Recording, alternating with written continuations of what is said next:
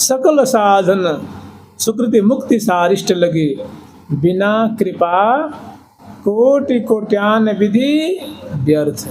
मैंने श्यामा श्याम की कृपा नहीं हुई ना तो ये सारी बातें धरी की धरी रह जाती हैं, और कृपा है तो फिर तो क्या कहना है। कृपा है तो किसी को भर्ती कर सकती हैं, जिसको मन करे उसको भर्ती कर सकते हैं।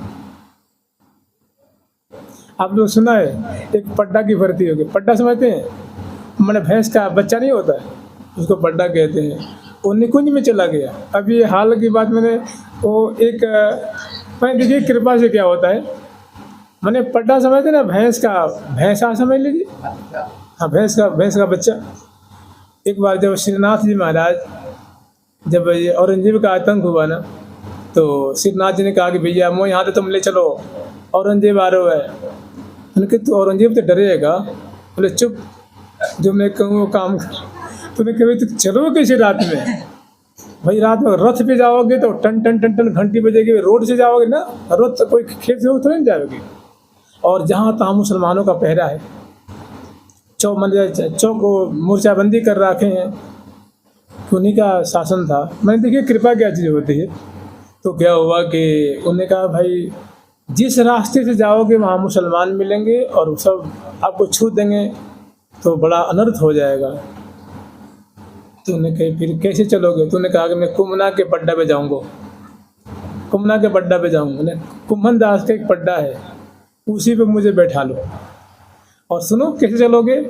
जैसे जैसे मैं कहूँ चलना, खेत से होकर के, मेड़ से होकर के, बबूर से, कांटे से होकर के तिरछे तिरछे निकलना है। उनकी सरकार जैसी आपकी इच्छा। और जैसे वो ठाकुर जी को भैंसा रात रात में कहाँ से कहाँ पहुँचा दिया उसने। और जब वो ठाकुर जी तो बैठे थे पड्डा के ऊपर, और कोई उसकी जो नकेल नहीं होती, नकेल वो पकड़ के रस्सी सीधे आगे चलते थे, और दाएं ओर कुम्भन दास जी, नंददास जी, कृष्णदास जी, बाएं ओर दाएं आगे पीछे पंखा झलते हुए, बिजना करते हुए। तो कहीं मेड़, कहीं गड्ढा, कहीं नाली, कहीं ईंट का खेत, कहीं गन्ना का खेत, कहीं कुछ का खेत, कहीं गेहूँ, कभी कुछ, कभी कुछ, उबड़ खाबड़ चले। तो उसमें उनके जो है कुम्भन दास जी के पाँव में गोखुर लगे तो गाली देते कि ढेढ़नी के जनो, कि कहाँ ढेढ़नी के जनो आएगा कि हम बार को अपने तो बैठ को पट्टा पे, और हम बार के पाँव में जो कांटे लग रहे हैं, तो गाड़ी दे के चलते उनके। तो जब पहुँच गए वहाँ राजस्थान, तो सब यथारूप फिर नहवाया गया, धुलाया गया, भोग लगा, और यथास्थान पहुँचा करके पड्डा को बांधा गया, उसका वहीं शरीर छूट गया।